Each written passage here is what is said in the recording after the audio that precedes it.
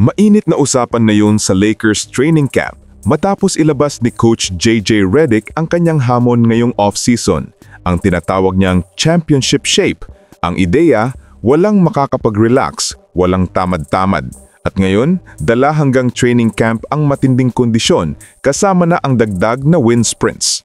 Mula pa nitong summer, malinaw na ipinakita ni JJ Redick na seryoso siya sa kanyang unang season bilang head coach ng Los Angeles Lakers. Hindi pa man nag-uumbisang pre-season, nagbigay na siya ng challenge sa buong roster. Lahat ay dapat pumasok sa training camp na nasa championship shape. Ibig sabihin, hindi lang pang regular season na kondisyon, kundi pang mataas na ang tasagad mula unang araw ng ensayo.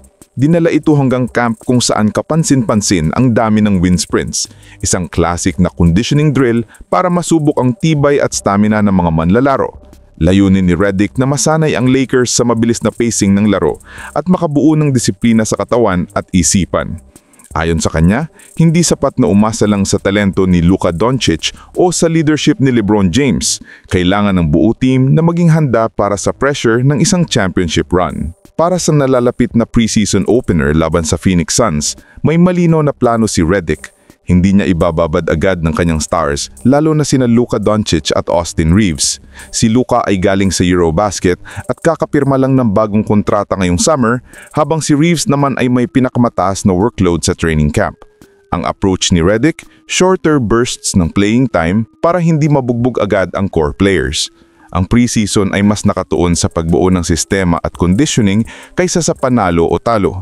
Samantala, nagbigay din ng sariling opinyon si Luka Doncic nang tanungin kung ano ba ang sukatan ng tagumpay sa preseason.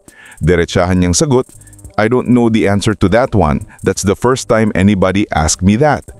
Simple pero nagpapakita na kahit ang superstar ay hindi ini-stress ang exhibition games. Ang mahalaga, makahanap sila ng rhythm at chemistry bago magsimula ang regular season.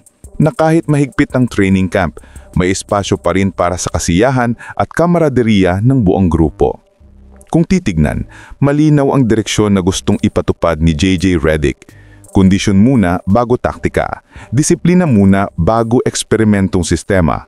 Sa isang team na historically umaasa sa star power, mahalagang ipasok ni Redick ang kultura ng hard work at modern conditioning. Ang Championship Shape Challenge ay hindi lang para sa katawan kundi pati na rin sa mindset.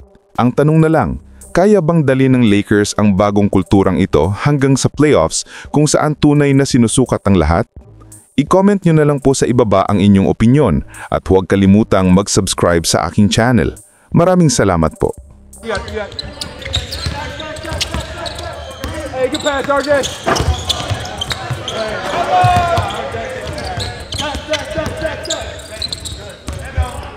Hey.